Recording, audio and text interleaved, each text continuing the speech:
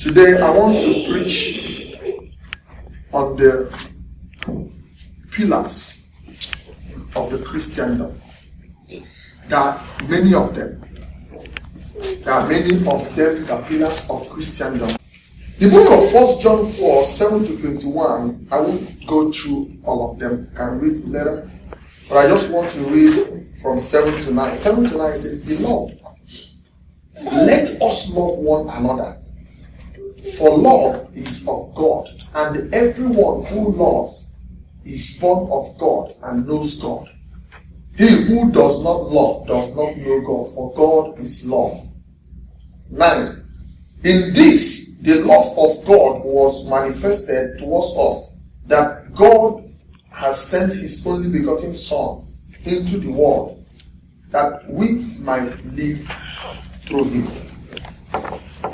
This place that we just read, when I go through them from verse 7 to 21, you'll be hearing about love, love, love, love.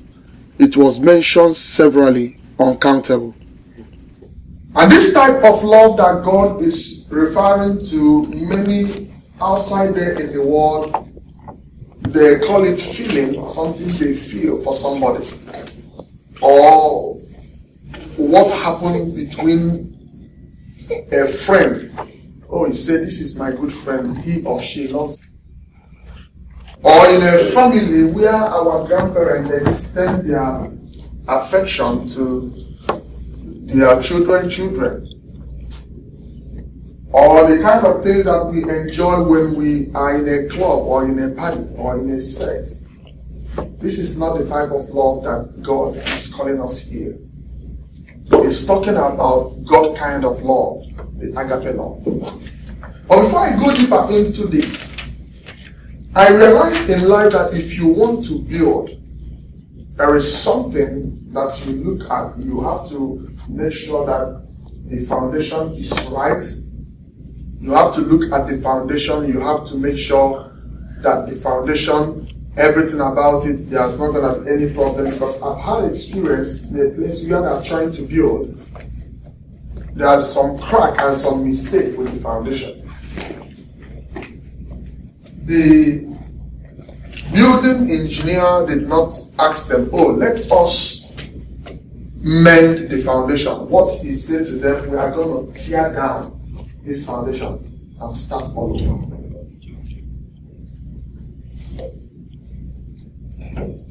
Before you can build without the foundation, there will be no structure in place.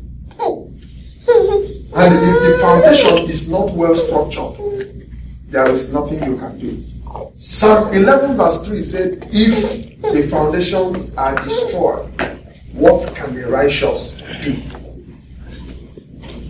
The church of Jesus Christ, the church of our Lord and Savior Jesus Christ, was founded on this foundation, love. And if this foundation, this particular foundation is destroyed, there will be no church. No matter how we try to paint a picture or the things that we do, if this foundation, the foundation of love, is destroyed, like Psalm 11:3 say, if the foundation be destroyed, what can the righteous? If the foundation of love is no longer in operation, is no longer the base that is holding the structure of the church, there is no church. And I know that this particular word, for God to command us to love one another, it means a lot to him. And he explained, how can I explain myself to the human race? How can I make them understand who I am? Than to let them know that I am love, and that is me. You can't add, you can't take away from it. God is love. Because of this text, we are going to look at one of the important subjects under this tree. And what I call it is the cost for love. Love is costly. It's not cheap. In verse 9, he said, in this, the love of God was manifested towards us, that God has sent his only begotten Son into the world, that we might live through him. God gave us his Son out of love. When this word is mentioned, costly, some people may say, no, I don't like to involve in things that are too costly. When you mention something like this paper, somebody will say, no, I don't like to be pushed. I want to deal with things the way I can. I don't want anything that will move me out of my plan or what I have set in place. But might I tell you the truth? We have paid price for many things we have achieved in this life. And we continue to pay price till today to get to where we are trying to go. For this church that God has ordained to manifest the glory of God on the earth, each and every one of us has to pay the price of loving each other. We have to pay the price of loving like God loved us. We have to let go of the things that are in the past and embrace the future that God has for us. There are many pictures of costly love around us, and it's not cheap. One of them I call love God with all your heart. If you don't love God with all your heart, you can't even serve Him. It will be impossible for you to keep to His word. If you don't love God, you cannot do and obey the word of God. It's not possible. And this you have to do without reservation. There is no thinking on how you can do it. There is no thinking on any way you can go around it. It's direct. 2, going out of our way to help a neighbor. And when this is mentioned, who is your neighbor? Your neighbor is your brother in Christ. Your neighbor is your sister in Christ. Your neighbor are the people you meet out there. The only thing that separates us from other religion is the love of Jesus Christ. Even right now, as we are talking about, others, they have emulated this and are trying to do it to stamp us out of doing it. I mean, loving above all. They give their resources, they do a whole lot to bring some people in without mentioning the religion. Some of you know what I'm talking about. They go outside the limit to show somebody love so that they can win their soul. That is why love is the greatest weapon, is the greatest tool that God has given us. Giving our time to volunteer to serve others, serving in the church, looking at your busy schedule, and you say, oh no, it's time for church. I have to devote and be there in the church to serve the people of God. The next one I want to talk about is taking the time to listen to the concerns of people around you. This has to do with our family, friends, co-workers. It costs us this to listen. Then 5, when you write your check and give towards the work of God, when you dip your hands inside your pocket and say, God, this, it costs resources, it costs time, it costs your pleasure for us to do this. It cost Jesus Christ his life on the cross of Calvary to set us free from the hold of wickedness and the chains of darkness. It cost him his life to purchase us freedom. What does serving God and still serving him cost you? If this love that Jesus Christ, that God is talking about, will not cost you and I something, then this call, this commission is not fulfilled yet. And let me say this. Many are saying, oh, get ready. Christ is coming very soon. There was one man that hit rock the whole world and America without mentioning his name. And if some started selling their houses, spending their savings, and after everything, we are still here. What am I saying? Until we love enough and pull many out of darkness to the light of salvation, Christ is not coming soon. He said, I will draw all nations to myself. If you and I and every church out there will not commit to fulfill this great commission that he has given us, he's coming.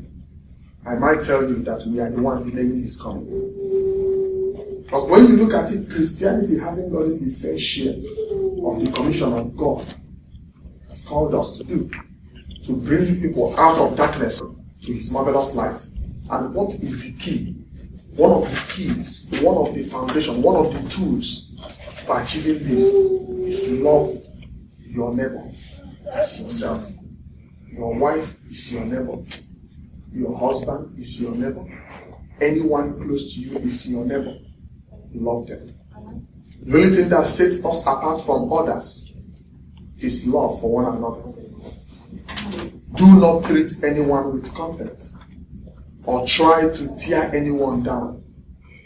I know that we have been hurt in many ways, and you have hurt somebody also. But if you have a place in your heart to let go, if you have a place in your heart to let go, because the word of God in the book of Matthew 5 said, those pure in heart shall see the Lord. If you are not pure in heart, you can't see God. If you are not pure in heart, it will be very difficult for you to partake of his blessing. So this is a call unto each and every one of us to love as Christ loved the church. When you are there for them, let them know that you are there for them. When you say to them yes, let your yes be yes. When you say to them no, let your no be no. And let me say this. By the grace of God and his calling upon my life, and what he has done to establish this movement through me and my wife, we live every day to do this that he has called us to do. Not to segregate or to look at any other person, nor to gossip or to tear anyone down. And when I say this, it doesn't have any room in this place.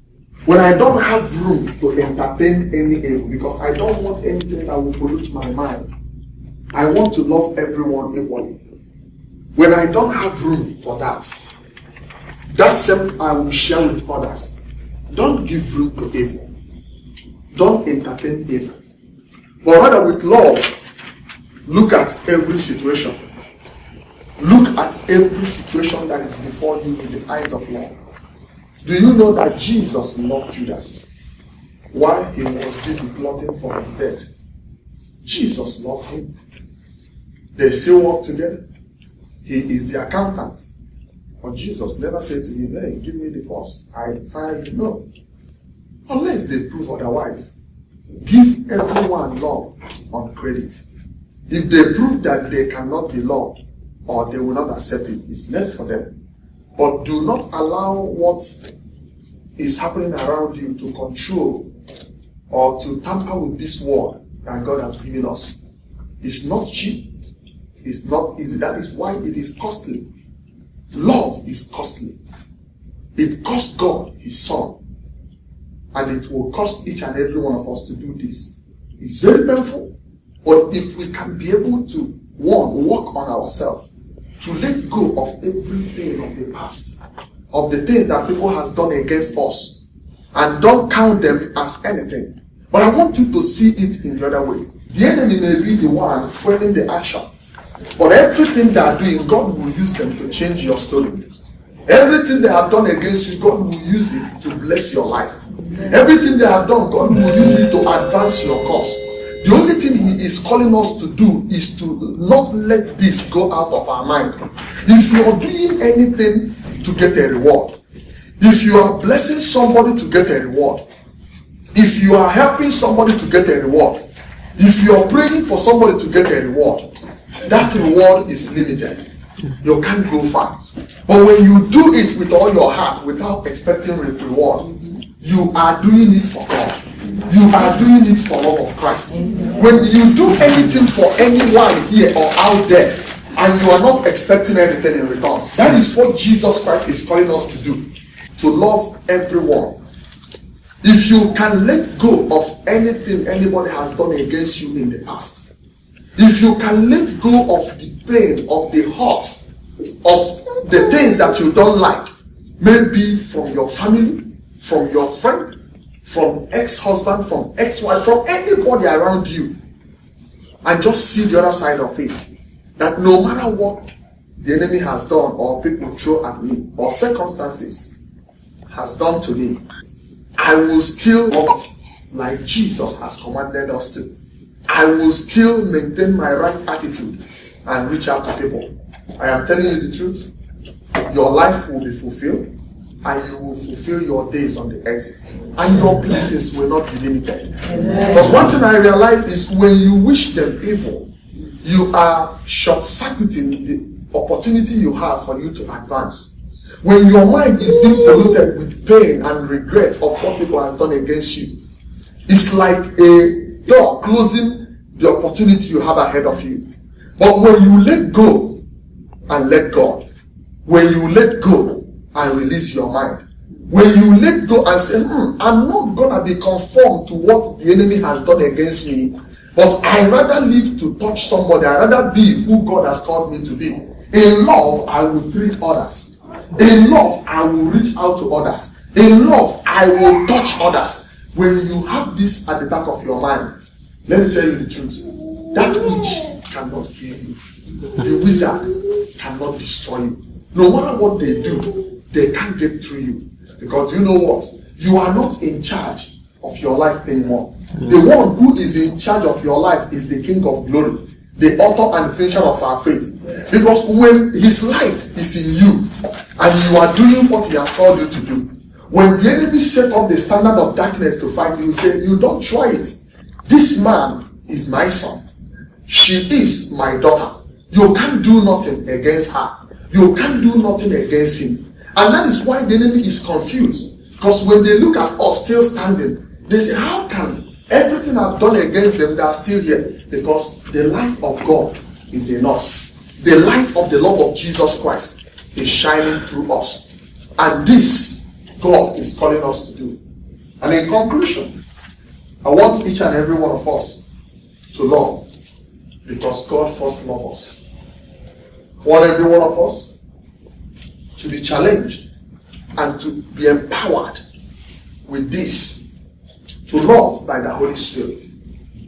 We love because we know that the love of God, this word, love, is the most powerful force in the whole world. We love because it's the greatest commandment. It's the 11th commandment, and it's the greatest commandment. And in this, Christ requires each and every one of us to touch people and life all over the earth. Let me remind, King of Kings Global Church, God gave birth to the church, not for us to dance and rejoice, but he gave birth through the finished work of Calvary. Christ died and made us kings and priests to reign for him on the earth. And this is his church, not to be governed by anyone, but he is in control, and he is the one that has the final say. Amen? Amen. Shall we be on our feet? Shall we be on our feet? The altar is open for us to come to God and ask that the weight will be off of us. This document where you have put down everything people have done against you, forgive them. For us to receive the blessing that God is giving us today, and this commission to love like Christ loved the church. If you're here, I want you to come to the altar, to step of faith, to come to the altar. If not, I will go into prayer. If you're here and when you look at the situation, you said, I will not forgive them, I want you to pray and ask God, Father, create in me a clean heart. Let this weight go off of me. I can't bear it no more. I want to do what you have called me to do. I want to love like Christ. I want to live like him. I want to love like my Lord and Savior Jesus Christ. Let it go. Let it go. Let it go. He said, forgive them, Lord, for they know not what they are doing. They hurt you. Forgive them. They did it to you and they want you to break. Forgive them and say, God, I don't know what. I did everything to bless them, but look at what they did to me. Let it go. Let it go. Let us embrace this light that God is giving us today to love like Jesus Christ. To love with all our heart. Thank you, Lord. In Jesus' mighty name. Amen. Father, before this altar, before this exalted altar, you have your own, saying, take this load from me. I can't bear it no more.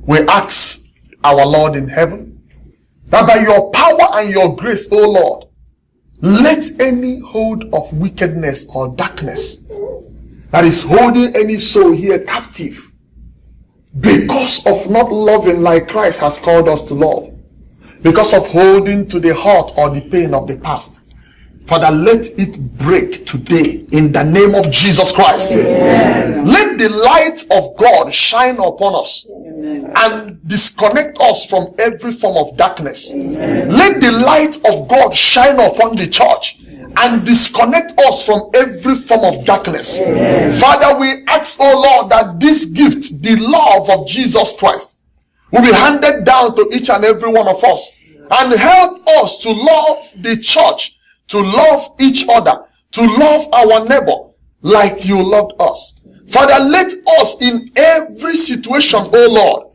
showcase the love of Christ. For in doing, Lord, we will return many that are in darkness to the light of salvation. Amen. All this we pray. Thank you, Father. Thank you, in Jesus' mighty name we pray. Amen. Amen. You may go back to your seat. Thank you. I want you to give them clap offering for that step of faith. For that step of faith. To God be the glory. Amen. In the name of Jesus. Amen. May the grace of our Lord Jesus Christ, the love of God, and sweet fellowship of the Holy Spirit be with us now and forevermore. Amen. Surely God's goodness and mercy shall follow us all the days of our lives, and we shall dwell in the presence of the Lord forever and ever. Amen. God bless you all. I want to thank every one of you that led us to be here on our first service. I can't explain how it is and what it means to me, but I ask God to bless and reach out to each and every one of you more than I can do.